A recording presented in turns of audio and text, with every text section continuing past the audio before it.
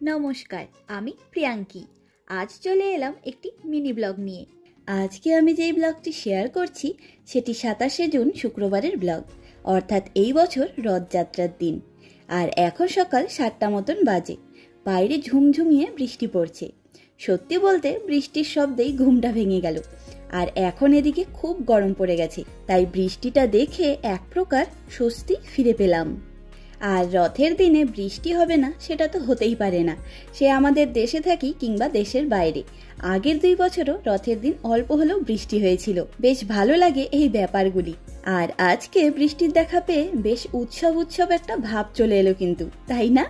তবে হাঙ্গেরির ইস্কন মন্দিরের পক্ষ থেকে তো আগের সপ্তাহের শনিবারে রথের মেলাসহ রথযাত্রার সম্পূর্ণ অনুষ্ঠানটি আয়োজন করা হয়েছিল। সেই ভিডিও তো আপনাদের সাথে ভাগ করে নিয়েছি আমি।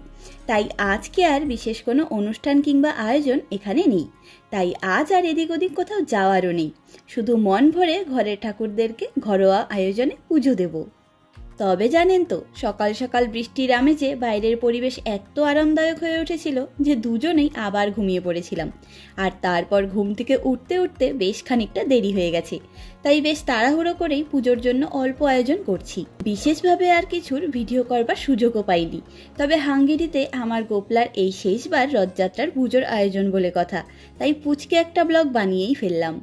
আর আমার ঘরের পুজো বলতে সেই একই রকমভাবে নিজের হাতে ভোগ বানানো, ভোগের প্লেটগুলিকে সুন্দর করে সাজানো, আর সৌভাগ্যবশত গাছের ফুল পেলে সেই ফুল ঠাকুরের পায়ে দিয়ে সকলের মঙ্গল কামনা করা। আর আজকে পুজোর আয়োজনে 5 রকম ফল, ছোলার ডাল, লুচি আর রসগোল্লা দিয়ে সাজিয়ে নিয়েছি। আর এখন 1 সপ্তাহ হলো ইন্ডিয়ান দোকানে ভালো আম এসেছে, তাই সৌভিক কালকে গিয়ে আমও নিয়ে এসেছে।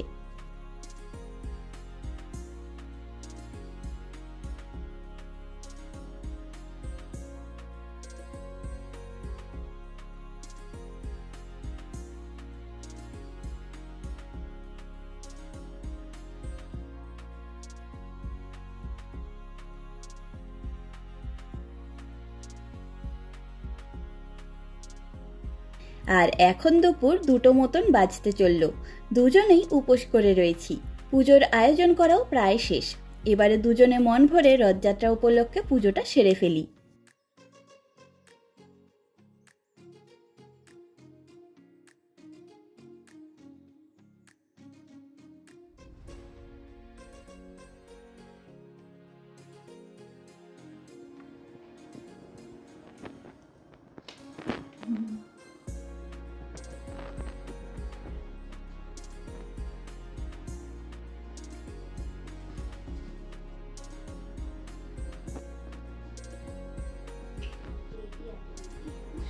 Nereye?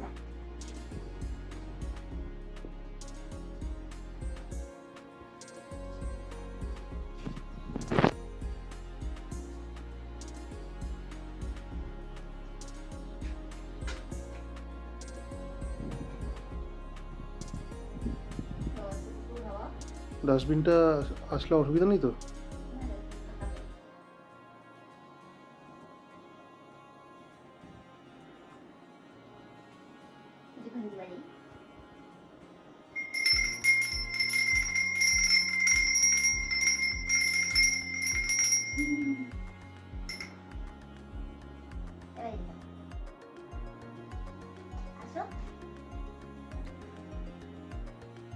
পুজো সেরে উঠে দুজনেই পুজোর প্রসাদ দিয়েই উপোস ভেঙে দুপুরের খাওয়া দাওয়াটা সেরে নিয়েছি।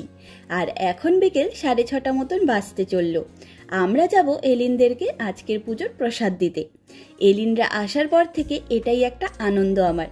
বাড়িতে বিশেষ দিনের পুজোর আয়োজন করলে ওদের কাছে অন্তত পুজোর প্রসাদটা পৌঁছে দিতে পারি। আমার মনটাই খুশি হয়ে যায়। কিট্টুদের বাড়ি একটু দূরে, তাই সবসময় ওদের কাছে যাওয়ার সুযোগও পাই না। তবে প্রসাদগুলো প্যাকিং করার আগে রসগোল্লাগুলোকে আবার একটু ফুটিয়ে নিলাম, আর ওদের জন্য গরম গরম লুচিগুলোও ভেজে নিলাম। সবকিছু ভালোভাবে গুছিয়ে নিয়েছি, এবারে বেরোবো। এই ছিল আমার এই বছর রথযাত্রার দিনে ঘরের পুজোর আয়োজন। আজকের এই মিনি ব্লগটি আপনাদের কেমন লাগলো অবশ্যই জানাবেন। চলুন আজ তবে গল্পের ঝুড়ি গুছিয়ে নিই। দেখা হবে, গল্প হবে নতুন একটি অভিজ্ঞতার গল্প নিয়ে খুব তাড়াতাড়ি।